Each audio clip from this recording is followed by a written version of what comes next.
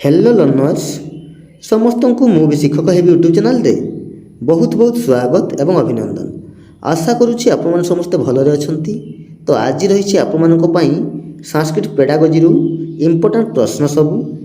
तो जो मैंने यही चैनल प्रथम थर विजिट करछंती सेमाने चैनल टी को सब्सक्राइब करके बेल आइकन को प्रेस करदेवे, जहाँफल आग को आसुवा प्रत्येक वीडियो नोटिफिकेशन सर्वप्रथमे आपण पाखु पहुँचो। ठीक अच्छे आपण मैंने प्रत्येक प्रश्नर एनसर कौन चूज कर कमेंट लिखिदेवे और शेष में आपंकर आउट ऑफ 10 केते मार्क रखुंट मत कमेंट करके जनइबे।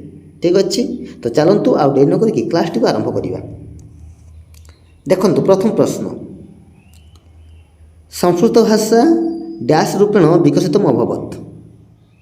संस्कृत भाषा क्यों भाषा रूप से विकसित होइथिला? कौन हम राइट आंसर पे? ऑप्शन सी आधुनिक आर्य भाषा रूपेण है। Option C is right answer. आधुनिक आर्य भाषा रूप से संस्कृत भाषा विकसित होइथिला। ठीक अच्छे। नेक्स्ट क्वेश्चन नंबर 2, आधुनिक भारते आत्मानुशासन संबोधनार्थम डैश महत्वम वर्तते। आधुनिक भारते आत्मानुशासन संबोधनार्थम डैश महत्वम वर्तते। कौन हम right answer? Option B Sanskrit अध्यापन है।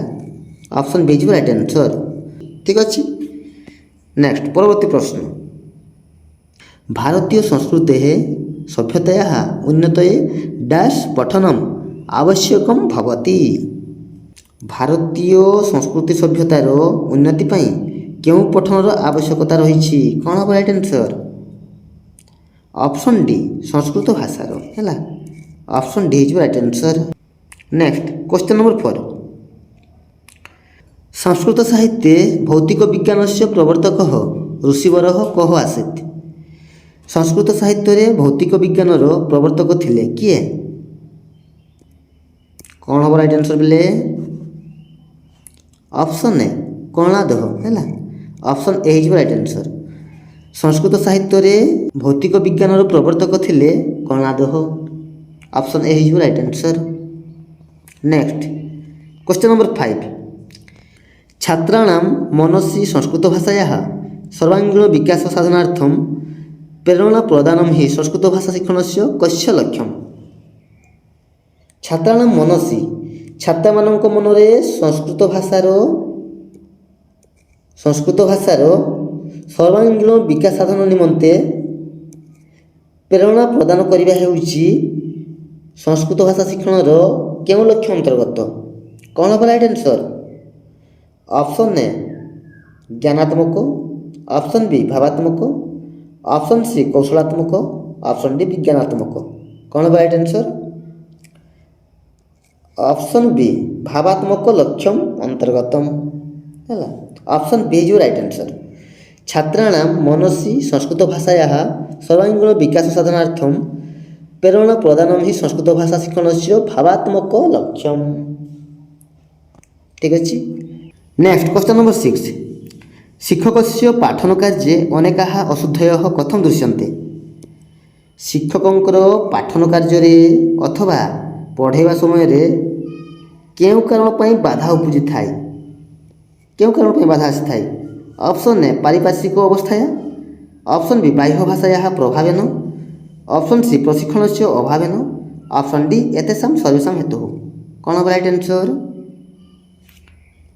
ऑप्शन ए पारिपार्श्विक अवस्था, बाह्य भाषायाः प्रभावेन, प्रशिक्षण से अभावेन, ए समस्त कारण पाई शिक्षकंकर पढ़ाइबा समय बाधा आसी थाए।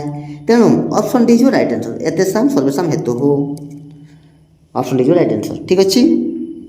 नेक्स्ट क्वेश्चन नंबर 7, डैश बाल्यकालात् उच्चारणगत त्रुटीनां संशोधनं भवति। बाल्यकालरू उच्चारणगत त्रुटिगुड़िकर संशोधन किपरि होई परिबो? कौन हम राइट आंसर? उच्चांग पठनेन, सस्वर पठनेन, द्रुत पठनेन, पुनः पुनः पठनेन। कौन हम राइट आंसर बोले? ऑप्शन ए उच्चांग पठनेन। Option A is right answer. उच्चांग पठन बाल्यकालात् उच्चारणगत त्रुटीनां संशोधनं भवति। ठीक अच्छे, option A is right answer. Next question number 8, सांप्रतिक युगे डैश माध्यमेन लेखन कार्यम अति सरलम क्षिप्रम च भवति। सांप्रतिक युगे अर्थात वर्तमान समय रे केउं माध्यम रे लेखन कार्य अति सरल एवं क्षिप्र भाव रे होइथाय।